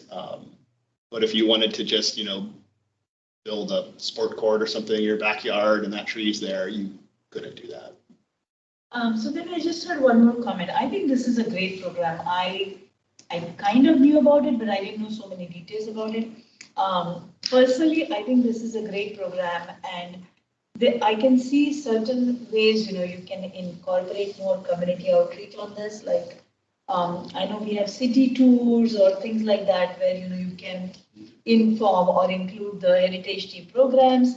I know the city does some school camps, like summer camps and all that for kids. So, this could be one of the things included. I have seen more and more environmental friendly summer camps or school camps coming up. This would be a great way to introduce and kids would love these kinds of field trips. So Yeah, I think this is a great idea. Yeah. Thank you. Thank you. Go ahead. Thank you. I'm going to start by saying that in previous discussions about the Heritage Program, when I was with the Planning Policy Commission, you're on the right track as far as what questions we were asking. I was a little disappointed that I didn't have more answers for this presentation. And so it's easy for me to say, yeah, I'd love to see this again, because these are the questions that we've asked for years and been told, put a pin in that. We're not quite ready to deal with this. And so especially when getting into the nitty gritty of protections, there was overwhelming response from the community that they wanted this program to not be, hey, look at our trees. They wanted it to have some type of impact. And we asked the city to say, hey, what does this then mean, right? And so being able to create code that said, if you are wanting to put, let's say, an ADU where there is a heritage tree, being able to say, where can we then modify the code to be able to work with individual owners in a way that can be onerous, right? And to be able to say, how do we actually create protections, right? How do we have leeways, and how do we have kind of a benefit for being a part of it? Maybe that means that the city is regularly helping to survey your soil, and an arborist is coming and helping to maintain your tree, and kind of trying to incentivize homeowners and having more private trees being a part of the process. So it would be great to be able to hear more, especially I'm very appreciative of you guys addressing the problematic language right now and having the tribe be able to comment on that. And so I would love to have an update on what they come back with and things like that. So you guys are really on the right track. I'm excited to see this program get back up and running. A couple comments, things like, because we've kind of been on a pause, being able, if we want to stick to the 3 a year, to me that says we have about a 45 tree bank that we could create effectively, right? And still keeping those parameters, if for some reason those parameters still exist, to be able to jumpstart it. And I think that your discussion too about, on public land, where can a heritage tree be a factor? So right now, I think it's on page 9 that talks about the selling of public lands. And so, well, then does that mean that we can actually create protections for our public lands to say, no, the city isn't able to deem this as a resource that can be sold, and it needs to stay within the public trust, because it's been, kind of talking about what is that weight that it's given to the heritage tree program. And again, there was really strong recommendations at that time that we give weight to the program as much as we legally can, and being able to kind of create ways for the program to mean something more in our conversations about how is this tree different than the tree next to it in a sense, right? Yeah. And so I would also say too, in your discussion about groves, you know, it's an interesting question when you link them to culturally modified trees, because generally in the history of how we've seen culturally modified trees be treated, Canada and Sweden are great examples of how they've been exploring how to be able to protect their culturally modified trees. And groves actually tend to be a way to protect culturally modified trees from storms. And when everything is clear cut around it, you end up then endangering the health of the culturally modified tree. And Canada actually does a minimum of 100 feet zone around their culturally modified trees. And so that's something else to think about, is that what that means when we find these treasures, how do we then protect them? And that means actually creating a space for them to thrive. So I would also say that if you guys are planning on showing these next slides and things like that in other boards or commissions or in the public, I think there's a great space to be able to give more history about these and be able to kind of cue the public into what are culturally modified trees, why are they so important? Because so many have been lost for logging over the years. And it's simply because of my background and having a history degree that I know about them. And so being able to make the public more aware of them, I think is incredibly important.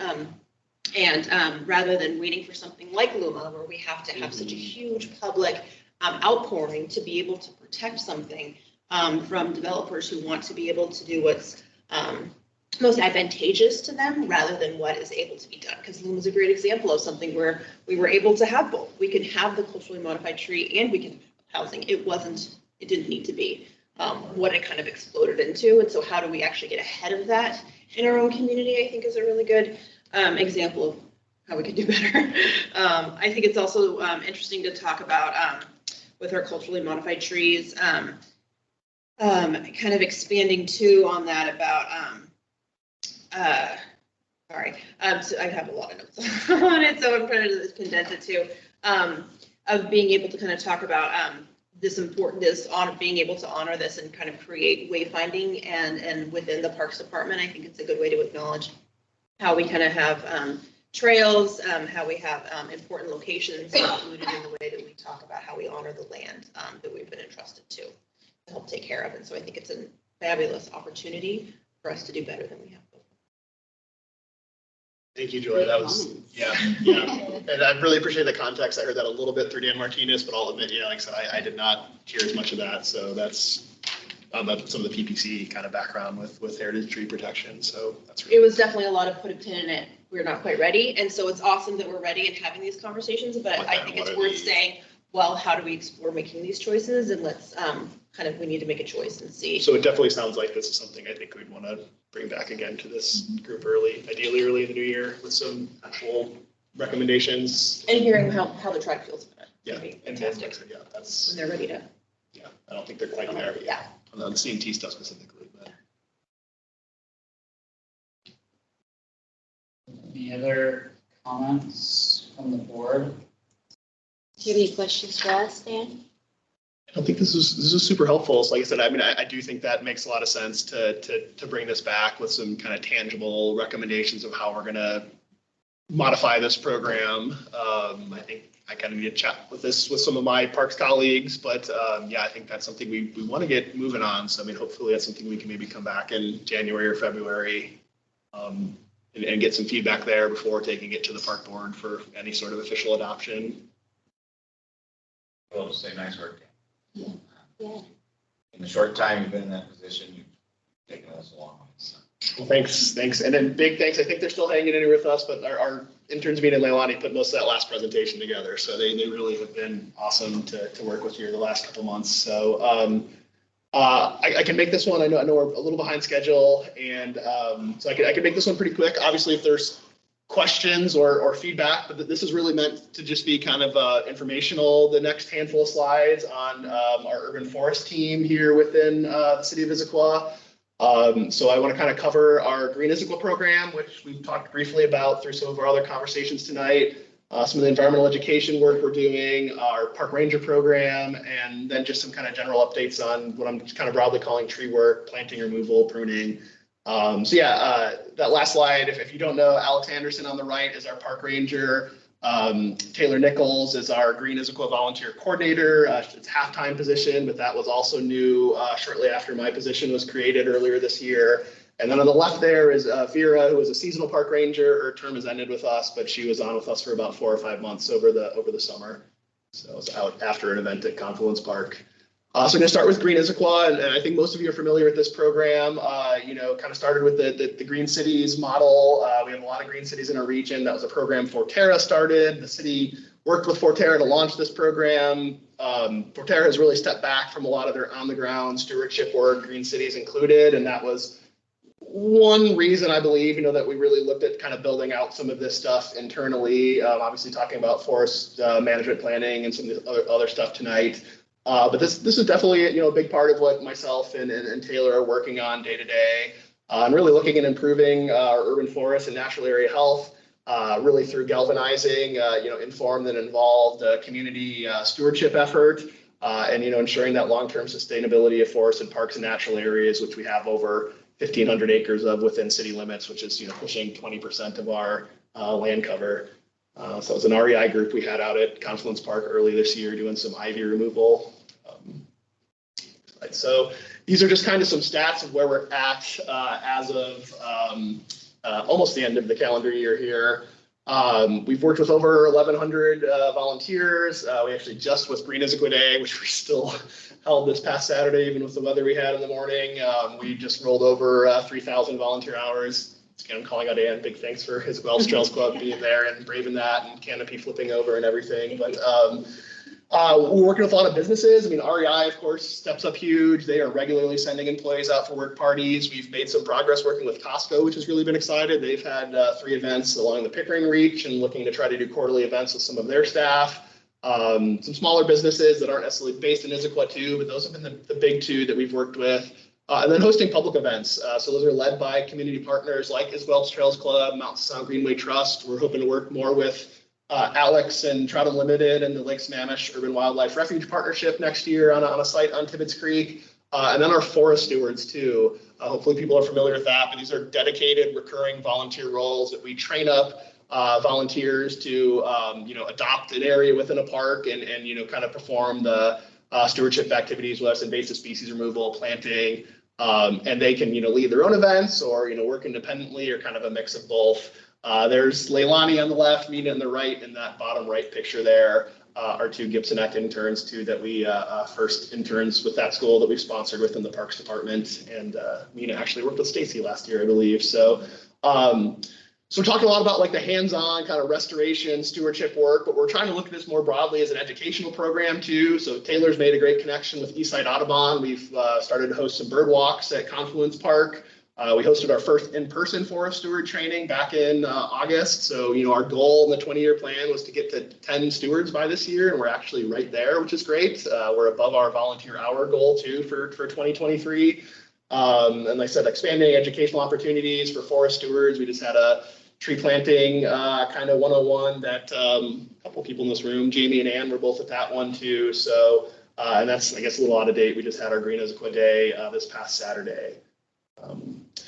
Just if people want to get a quick, this is from the 20-year plan. This is essentially distribution of parks managed city land throughout the city. You can kind of see a lot through the lower corridor along Issaquah Creek and a lot of the NRCA or NGPA native growth protection areas kind of in the foothills.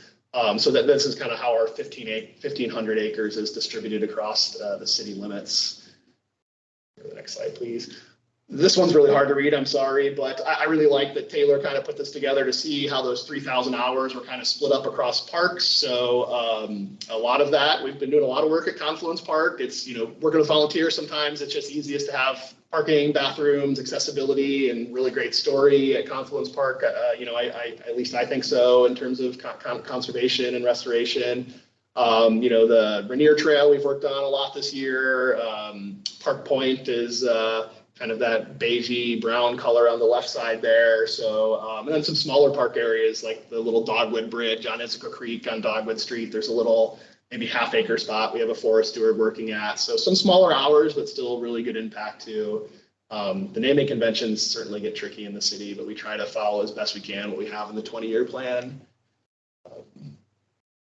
So kind of pivoting to our park ranger program, showed Alex Anderson, who's been with the city for about a year now, but his positions actually goes back a couple years. Peter Walters was the ranger before Alex, and really responsible for routine patrol of parks, properties, trails, and open spaces, addresses any sort of park use issues through, being present and having those interactions with the public.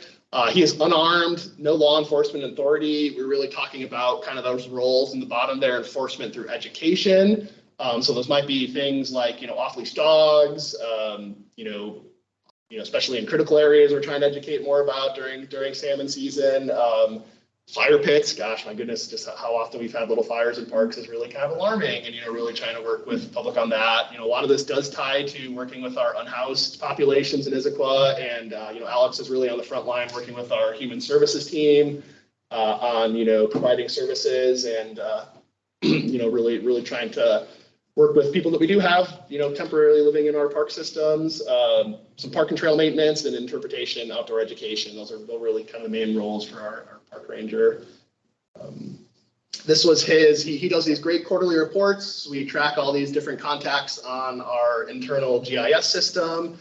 So this was for essentially kind of the summer quarter, July through September this year. And you can see contacts around illegal dumping, off-leash dogs, vandals and graffiti comes up a fair amount, unfortunately. Homeless outreach. Oh, gosh, it's amazing the amount of trash and litter that we are pulling out of our parks. Estimated over 2,000 pounds in that 3 months right there. That doesn't count a lot that we've been helping coordinating, pulling out of the Bellevue College forest property up in the Highlands. A couple education initiatives he's launched is Leave No Trace Awareness. Hopefully maybe you see more of that at some of our trailheads. We're really trying to do more work with L&T, Park Ranger program, which is trying to, voluntary compliance around lease and scoop laws. I think it's bag your waste, always know where you're going, respect wildlife. I'm sorry, I'm messing up the acronym, but it's a program National Parks established that we are trying to adopt here in Issaquah, and even have little dog tags that are park rangers that we'll hand out to well-behaved dog owners, but and then a junior ranger program too. So really trying to work with summer camps and education and stuff like that too. This past summer. And then this one might have been better looped right after the Green Issaquah slide. I think this is kind of the last one I wanted to touch on. We have our hands-on stewardship, doing the maintenance, the restoration in our parks, but really trying to dive into topics related to forestry or maybe broadly natural resources. So we've, between myself, Taylor, and Alex, or people we've helped lead some of these events, or kind of help coordinate other people to come out and lead events. We've had 28 what I would consider environmental education events so far this year. Those are kind of some of the topics there, from forest health to plant ID, salmon ecology, carbon credits, kind of park rangers and being good users of our park system. And, it's been almost 400 people we've had involved in these programs, and kind of break down between youth and adults there in the bottom. So I think that's, okay, sorry, last section is an important one. Tree planting or kind of tree work, the last couple slides here. So this is for 2023, keep in mind. I want to be very clear. It's not meant to be misleading. I still think it's a really great stat, but we have planted over 22,000 trees this year in parks, but 90+% of that was part of the city's Lower Issaquah Creek stream restoration project across from Costco and Pickering Barn there. And a lot of those are smaller willow trees, so they're not expected to have 100% survival rate, but still going to provide some really good low canopy cover right on the edges of Issaquah Creek with some larger trees and stuff a little bit further out in the buffer.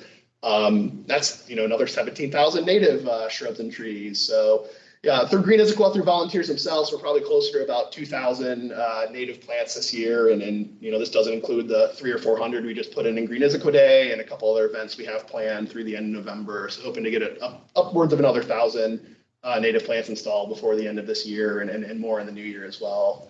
And shout out to Jamie and Ann for attending our forest steward kind of planting training a couple weeks ago at Confluence Park. So you can critique your colleagues' planting techniques in those photos. So tree removal and pruning, I think is the last slide here. And this is something too, we are required to track this as part of our Tree City USA certification, which I think most of you know. We've been part of that program for over 30 years now. I think this is our 31st year.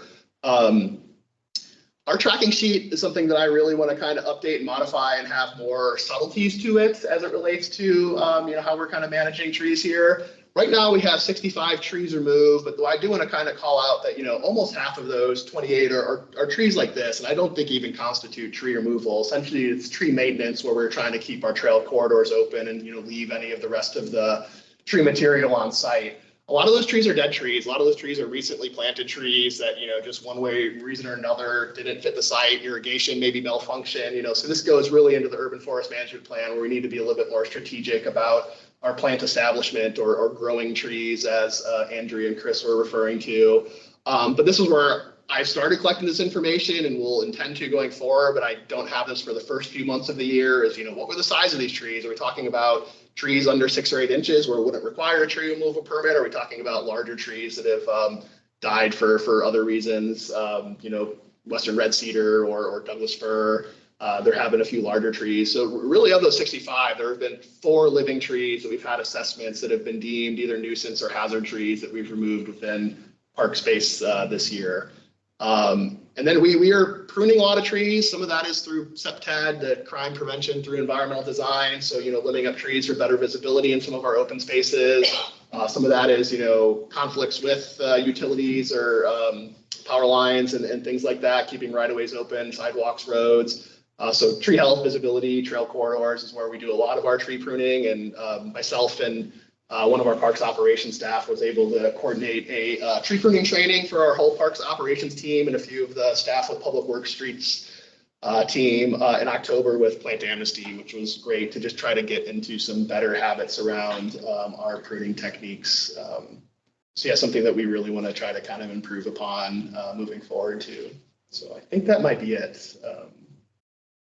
Yeah, so any questions? I'd love to put this one together. I've been leading a couple tours on the restoration history of Pickering Reach. So that's the barn in about the year 2000, right when we started doing some restoration along there. In the upper corner, you can see that's actually one of our big leaf maple heritage trees, and it's not perfectly lined up, but you can still see that same kind of horizontal arm in the top right of the picture I took back in March or April of this year, where you can't even see the barn now with some of the trees that, you know, have been planted and, you know, maintained through that site. And that's just, you know, kind of a snippet of a larger area along Pickering Reach there. So just wanted to kind of close with a little before and after there. So yeah, if there's any questions, like I said, this was really just kind of update some of the stuff that we're working on as a team, but happy to answer questions or if there's any kind of comments or feedback. Thanks, guys. I think when you were on the board at one point, Dan, we talked a little bit about other agencies that like to prune trees in the city of Issaquah around power lines and things like that. And I'm hoping that perhaps you might be able to start conversations about some of the effects and their pruning techniques on the health of the trees and what might be done better. Absolutely. That's a great comment, Nancy. Yeah, I'm wondering on removal of trees that fall over trails, are you still using C-Click Fix? Do you like the public to use C-Click Fix? Absolutely, yeah, please. Yeah. Or is there some preferred method, or is that it? C-Click Fix is great just so we kind of have records and holding ourselves to, you know, some of the timeframes we have as part of the service level. Could you explain? So C-Click Fix is a software program that a lot of cities use, and essentially it's a way for the public to report what are meant to be kind of smaller needs or incidents. You know, it's not like we need a capital project here. It's meant, you know, yeah, tree down, sidewalk issues, litter, graffiti. We get those things a lot. Wildlife interactions, yeah. So you can go online, you can submit it anonymously, you can submit it with your contact information, and it tracks any comments that the city staff reports back. And essentially it's a tracking system of being submitted, being acknowledged, being in progress, and then being closed out. And there's kind of comments in each step of the way there. So it's just. So if you see trees down on trails, you can do that? Yes, and if you know can, where you're at? Well, you can if you do it on your phone, you can let it, track your location. If not, you can take a photo and describe it as best you can. I mean, I'll say operationally, a lot of the ones I deal with are, I really want to measure this someday, but we have many miles of forested parks that, are adjacent to private property, and you all know that. And, so very regularly it's, questions or concerns about trees in a city open space behind a home. So, and a lot of times it is determined whether that's actually on city property or if that's privately owned or a different agency, but that comes through a lot, Nancy. So yes, I mean, you all can email me directly. I think you have my contact or know where I'm at, but that's a really great way to make sure we're kind of accountable for following through with those requests. They don't just kind of slip off in an email or something like that. Awesome. I think it looks like we're done here, but Connie, I believe this would be a good time for you.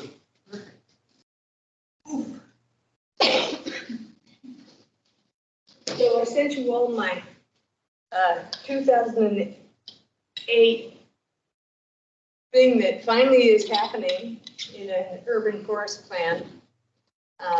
So brilliant. It only took a little while. The barriers are being sort of underspoken with this urban forest plan. So I'm gonna bring up the barriers, which are the city itself that doesn't necessarily want to.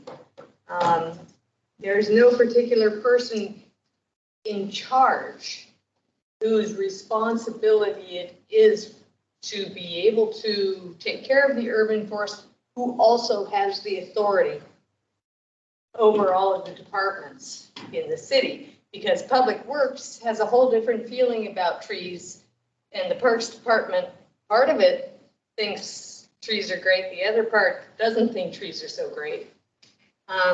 And then you have the complications of protected private land, but it's supposed to be maintained in open space in perpetuity. So it's sort of technically private land, but it is supposed to have its forested component.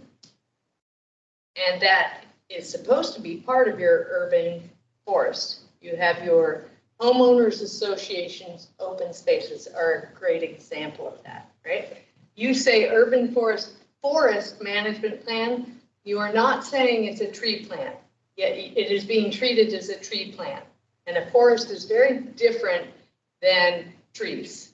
A forest has functions that are habitat oriented, right? And they create systems within a city. And so I was a little disturbed to have the concept of a forest system be light, because that is the understory.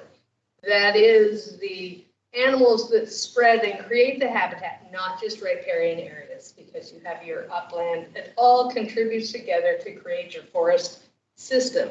And so I was sort of anticipating that sort of a perspective rather than the same old canopy perspective that we've been talking about all this time. And so then what we do is we go out and plant more trees. And then we plant more trees, and then we plant more trees, and then we plant more trees. Yet we never really track our trees to make sure that the trees that we plant, or even the understory that we plant, survives, and we don't maintain it because we get overwhelmed. So now I've droned on, so I'm going to backtrack and base myself in Chris Bertolato, who planted those plants on that last screen. And she planted and planted and planted and planted, and quickly became overwhelmed with the maintenance of all of those plantings. And pretty soon it was blackberries and trees, and the deer and the blackberry in the trees. And so there's a huge caution in how you are going to be able to create a functioning system. It is not like green Issaquah is something new. We've been planting trees and doing this for a very long time in Issaquah, way ahead of the curve. And so these are some of the problems that I see. You have a state park, and you get the picture.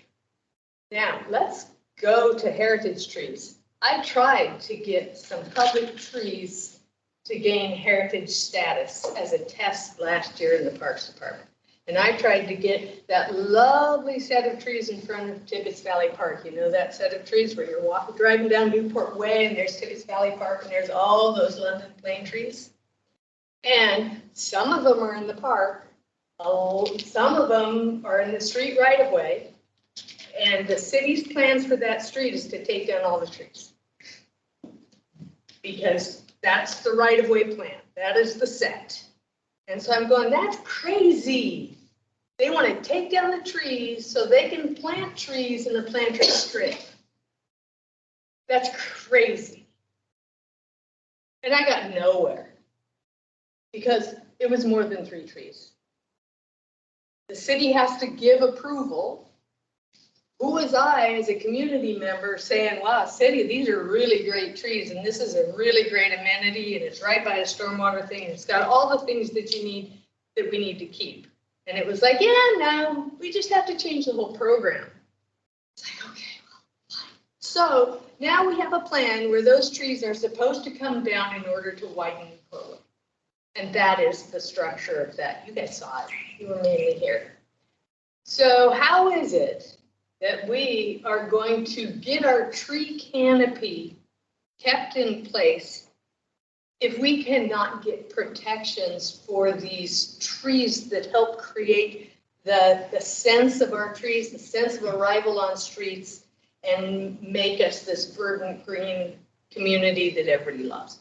And I don't see it happening unless we get authority that supervises the concept of having an urban forest and is able to get it in place and tracked long-term.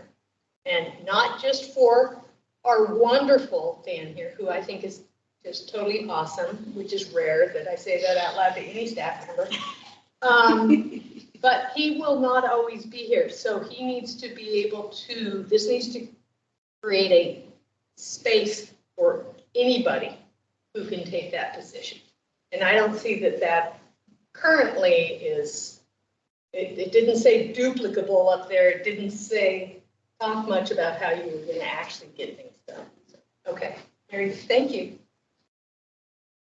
Thank you, Connie. I think with that, we may be done with Dan. Appreciate it. Oh, Tom, was that left over from earlier or was that a new question? I think it's left over. Okay. I don't remember. Well, yeah, I will see click.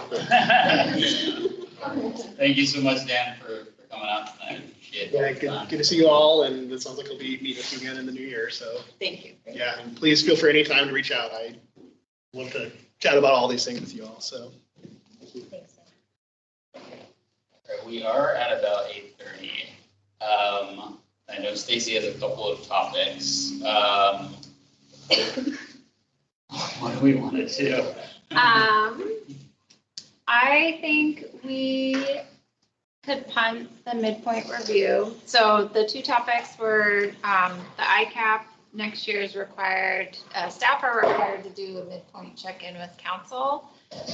We are planning to make that process broader. That would involve a lot of education, outreach around ICAP implementation, as well as making some minor updates to the ICAP based on changes happening through the comp plan, as well as just some corrections we've identified.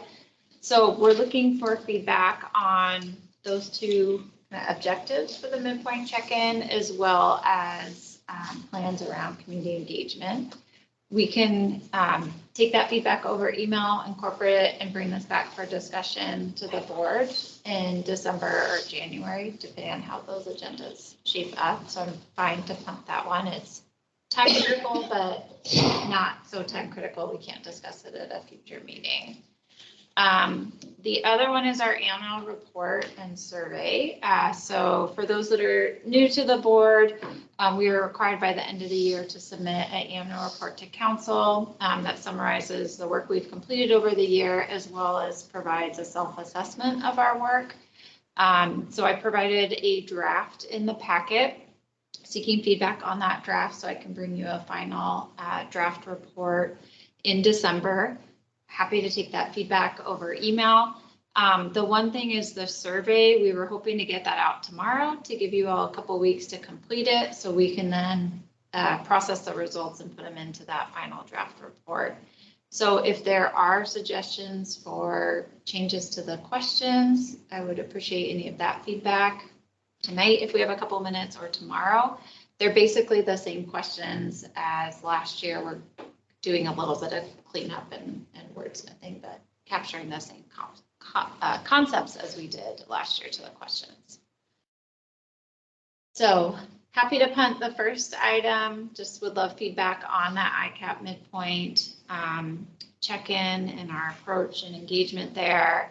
For the annual report, I would say please send me feedback as soon as possible over email on whether we've captured things accurately, if you have proposed revisions, and then would love any feedback now on the self-assessment questions, or you could provide to me tomorrow morning.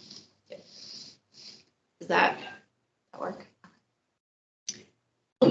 We can talk about this more during check-in, but I do think we should make sure that we make time for the midpoint. Yes. Check-in. Yeah. At a meeting. Yep. While we want to get you back. Talk about it. But on the ICAP check-in, I know that a report was provided to all of us from Ann Fletcher about what was provided to council. Yes, I sent that to the board as well. Yeah. Is there any way we can see that before council does, or is that typically how it's going to be? I did send it out. You all actually did receive it prior to council. It was in the October packet. Can't remember the date of our meeting, October 11th. It was in that packet. We didn't discuss it. We just highlighted it, and then it went, I think council, it was on the 23rd. So that's my goal, is to send it, but we didn't really have time at that meeting for feedback, but we could make time going forward for those kinds of reports.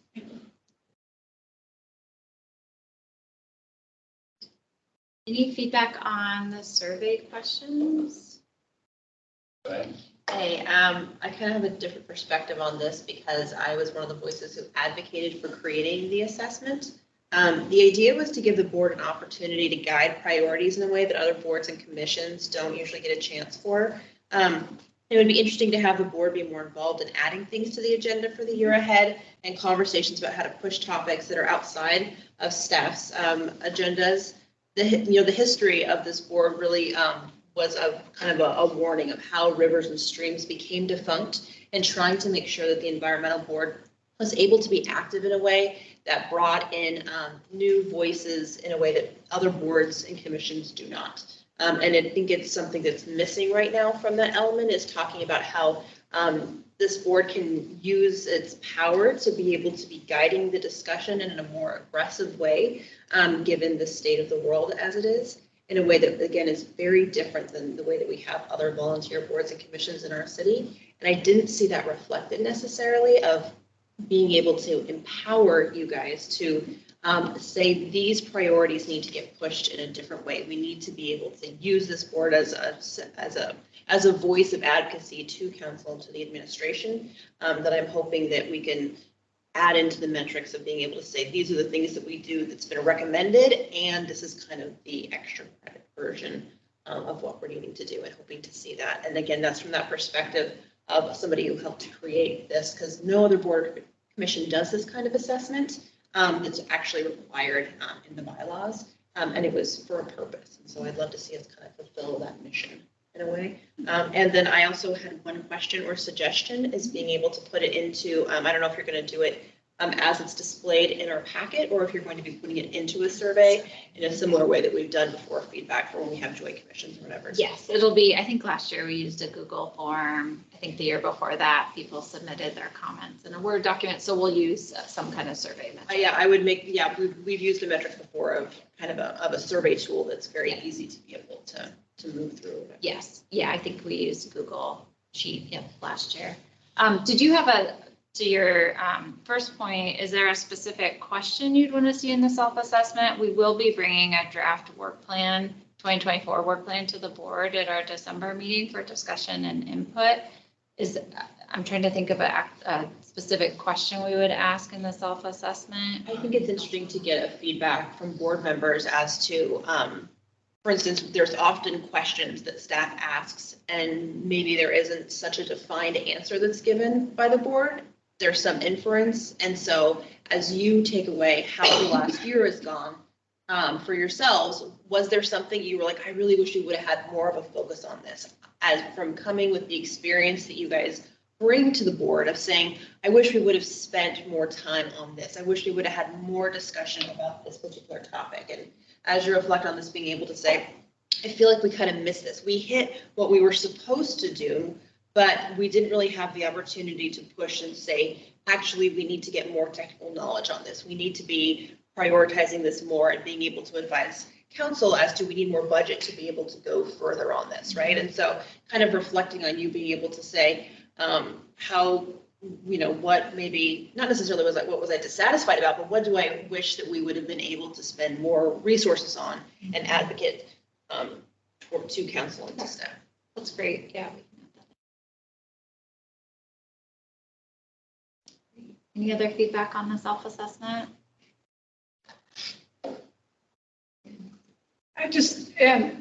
Feeding off of what Joy just said, you know, one question you could ask, were there any initiatives or programs that you would like us to consider for the next year or two? You know, it would be hard.